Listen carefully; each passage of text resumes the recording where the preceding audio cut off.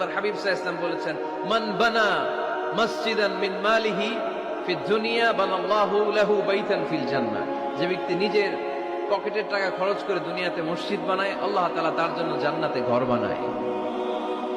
60টা জিনিস মানুষ মরে যাওয়ার পরে তার কবরে পৌঁছতে থাকে।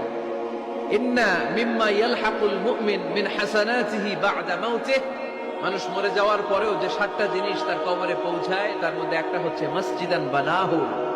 সে যে মসজিদ বানিয়ে গিয়েছে, ওই মসজিদের সওয়াব। সুবহানাল্লাহ পড়েন।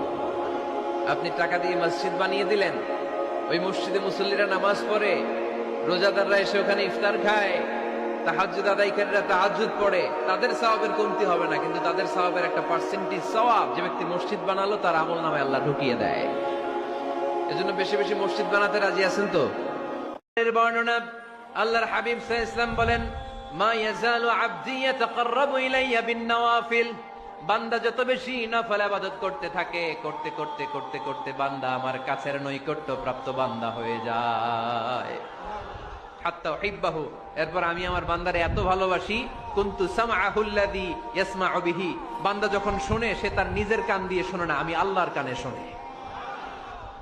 কুনতু বাসরাহুল্লাযী ইউবসিরু বিহি। বান্দা যখন দেখে, নিজের চোখে দেখে না, আমি আল্লাহর চোখে দেখে। ওয়ায়াদাহুল্লাতী ইয়াবতিশু বিহা। বান্দা যখন কিছু ধরে, বান্দার হাতে ধরে না, আমি আল্লাহর হাতে ধরে। ওয়ারিজলাহুল্লাতী ইয়ামশি বিহা। বান্দা যখন হেঁটে যায়, ওর নিজের পায়ে হাঁটে না, কেমন যেন আমি আল্লাহর পায়ে হাঁটে। আওয়াজ করে বলতে হবে আল্লাহু আকবার। মানে আল্লাহ বুঝাতে চাইলেন, আমি তখন তার কান হয়ে যাই, আমি তখন তার চোখ হয়ে যাই, আমি তখন তার হাত হয়ে যাই, আমি তখন তার পা হয়ে যাই। আমার আর তার মাঝে আর কোনো ফারাক থাকে না, সে আমার একেবারে নিকটে চলে আসে। আওয়াজ করে পড়েন সুবহানাল্লাহ। হিকমত জিনিসটা কি? না, জ্ঞান হচ্ছে নলেজ, আর হিকমা হচ্ছে বাংলায় বলে প্রজ্ঞা। হিকমাত আর ইলমের মধ্যে পার্থক্য আছে। হিকমা is something more than knowledge. শুধু জ্ঞান থাকলেই হয় না, জ্ঞানটা কিভাবে আপনি অ্যাপ্রোচ করবেন, প্রচার করবেন, প্রেজেন্টেশন করবেন, উপস্থাপন করবেন, এটা জানার দরকার আছে না নাই? অনেকের অনেক জ্ঞান আছে, কিন্তু কিভাবে বলতে হয়, কতটুকু বলতে হয়, এটা জানে না। তাহলে জ্ঞানকে কাজে লাগানোর যে মেকানিজম, যে কর্মকৌশল, এটার নাম হিকমা। আল্লাহ বলেছেন, হিকমতের সাথে দাওয়াত দাও। উদউ ইলা সাবিলি রাব্বিকা বিল হিকমা। হিকমতের সাথে দাওয়াত দাও। নামাজ পড়া ফরজ, সবাই জানি না আমরা? এটারে বলে ইলম। কিন্তু নামাজটা কিভাবে পড়তে হয়, রুকু কেমনে দিতে হয়, সেজদা কেমনে করতে হয়, সালাম ফিরে কিভাবে এটা এক্সিট করতে হয়, এই পুরো মেকানিজমটা জানার নাম হিকমা।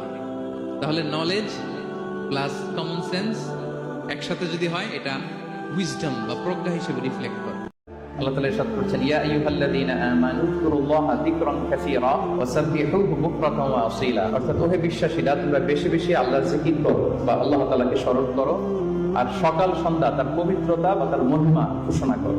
বিভিন্ন আয়াতে একই কথা আল্লাহ তাআলা রিপিট করেছেন যে আমাকে বেশি বেশি স্মরণ করো, বেশি বেশি আমার জিকির করো, এবং সকাল সন্ধ্যা আমার পবিত্রতা এবং মহিমা তোমরা ঘোষণা করো। এবং বিষ্ণু ঈসা ইসলাম বিভিন্ন হাদিসে তিনি বলেছেন যে আলাইকুম বিযিকরিল্লাহ, তোমাদের উচিত বেশি বেশি আল্লাহ তাআলাকে স্মরণ করা।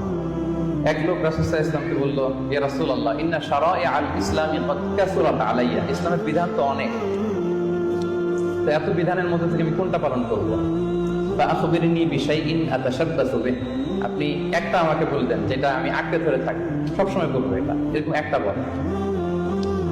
তখন রাসূল সাল্লাল্লাহু আলাইহি ওয়াসাল্লাম বললেন যে লা ইয়াজালু লিসানুকা রাতাবান মিন যিকরিল্লাহ। তুমি যদি একটা সাজেশন চাও, তাহলে আমি বলবো যে তোমার জিহ্বাটা যেন সবসময় আল্লাহর জিকিরে সিক্ত থাকে। সবসময় তোমার জিহ্বাকে, তোমার লিসানকে, তোমার জবানকে আল্লাহর জিকির দিয়ে তুমি সিক্ত রাখো। Always keep your tongue moist with the remembrance of Allah subhanahu wa ta'ala. আল্লাহর জিকিরে, আল্লাহর স্মরণে তোমার জিহ্বাটাকে সিক্ত রাখো।